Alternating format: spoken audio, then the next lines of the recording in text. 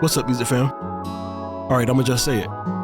As music producers, we find the most excuses to not do the thing we say we love, which is making music. But here's the thing. The more we actually just sit down and make music, the more experienced we become, and the more likely it is that we'll actually find success. So I'm back, making a couple of R&B beats, as I share with you 5 lies you're being told, maybe even by yourself, as a producer. If you enjoy this type of content, don't forget to like and subscribe.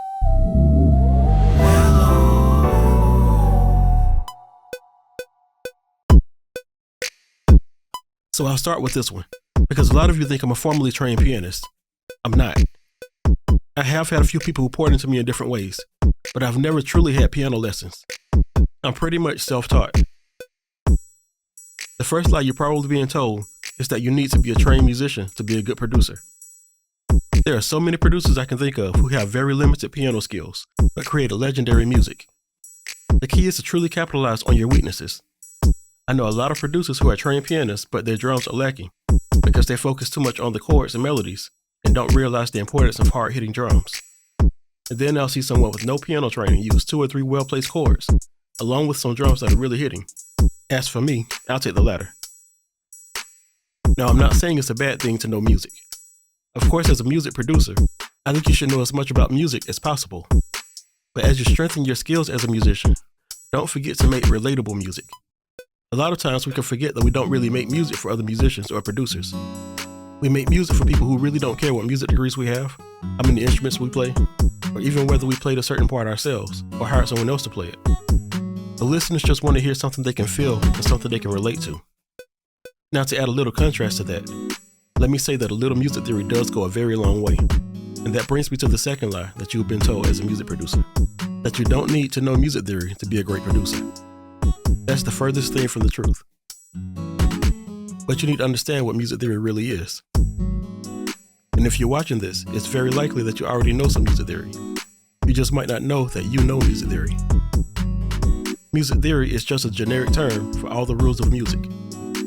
Music theory refers to things as making your BPM faster so people can dance, or making it slower so people can relax, or things like setting your key for auto-tune. It also refers to things like consonance, which really just means it sounds good or pleasant, or dissonance, which means it sounds unpleasant or disturbing. Music theory is what you're using when you hear that you hit a wrong note, or when you hear a singer singing off key. You might not think you know music theory, but if you love music enough to want to create it, I'm pretty sure you know some music theory. Now, the key is to be able to communicate that theory to others so that you can be effective as a producer. For example, if you're working with an artist and they're singing just a little below the note they should be singing, they're flat. Or if they're a little above the note, they're sharp. Being able to communicate this can really help you when you're working with vocalists or instrumentalists. There are so many cases where knowing just a little theory can help you as a music producer. But my advice is to learn it and use it where it's needed. Don't just learn music theory to say you learned it, and then just throw some big words around. Because in my opinion, that's one of the quickest ways to take the fun out of making music. The third lie I'm pretty sure you've been told as a music producer is that you need to learn all the technicalities of being a mixing engineer. Now, of course, there are 2 sides to this, so hear me out. As a producer, you're in the driver's seat. You're responsible for taking the song from just an idea all the way to a finished product. That includes everything from making sure the artist feels comfortable to making sure the mixing engineer knows what feel you're looking for. And that's the point I want to make. While you're wearing your beat-making hat in your role as a producer, the feeling you put into the beat is what the end listener should feel. A lot of people feel that you shouldn't mix as you go, but I think that the more you can feel the music, the more emotion you'll put into creating it. For example, every kick is not the same level when I hit these drum pads. My soul, my emotion, goes into every time that kick hits. I don't want an engineer, whether that's me or someone else, to go back and limit my drums so much that every kick is staying the same exact level, and all the soul, all the emotion is sucked out of my track. As you make your beat, something as simple as panning 2 sounds opposite of each other can convey a certain emotion, and that emotion can help you take the beat further. Adding a certain reverb to an instrument can dramatically change the feeling of a beat, and only you know what space you want the instrument to sit in. Adding that reverb as you go can take you to a different place as you're making your beat, and can even inspire how you create the rest of the beat. So as you add things like reverb, delay, filtering, and even EQ and compression, you're already mixing your beats. As a producer, You're already a mixing engineer. You're the first engineer that ever touches your beat. And even a trained engineer can change your beat for the worse if he's mixing it without your counsel. So while learning to mix better or utilizing another engineer can enhance your tracks, my advice is to constantly improve your ear for music. Then you can learn to mix as a producer and mix artistically, not so much technically. Every once in a while, you might even break a couple of rules for the sake of making good music. But if we didn't have some rule breakers, we wouldn't have some of the wonderful music we enjoy today. And that brings me to the next lie I know you're being told as a producer. That hardware will change your sound. I know this one is going to ruffle some feathers. But the truth is that if you're not able to make great music with the software that's out today, no hardware is going to change that. There was a time when there was a noticeable difference between hardware and software sound. And to the most discerning ear, there might still be a minimal difference. But at this point, software has become so good that the hardware might not even be worth the maintenance. Sure, hardware looks good. And sure, it's good to be able to put your hands on a physical piece of equipment. But before investing in hardware, consider the cost of maintenance, space, keeping it cool, accessories, and everything else that comes with it. Now, I'm a guy who actually does love hardware, so I'm definitely not against it. But if I were a producer in his early stages, I would start with a laptop, interface, and MIDI controller. I would use software emulations of different hardware until I learned what I really wanted. And then I would choose the hardware that I really thought was worth it. I would also find my sound as a producer. Once you do that, you'll soon realize that your sound is going to be your sound no matter what equipment you use, because you're going to use your ears to carve out the sound you want. There's a lot of hype right now about hardware. But I've been producing long enough to see trends come and go, and this is just another trend. After the hardware trend is over, there'll be a lot of producers selling stuff online. If the hardware is really that much better, consider waiting until the trend is over. You'll probably find a much better deal on that hardware you're looking at. Which brings me to the last, but certainly not least, lie that you're definitely being told as a producer. That you need the latest gear to stay relevant as a producer. The truth is, you just don't. You know you've bought too much equipment when you're buying or considering new equipment, but you still haven't learned the ins and outs of what you already had. Your equipment is supposed to make you a better producer. But if it slows your workflow instead of speeding it up, there's a problem. Unless the increase in sound quality is really that noticeable. And not to you, but to the listener. One of the biggest issues I'm seeing among producers is the infatuation with getting new stuff, instead of just making good music.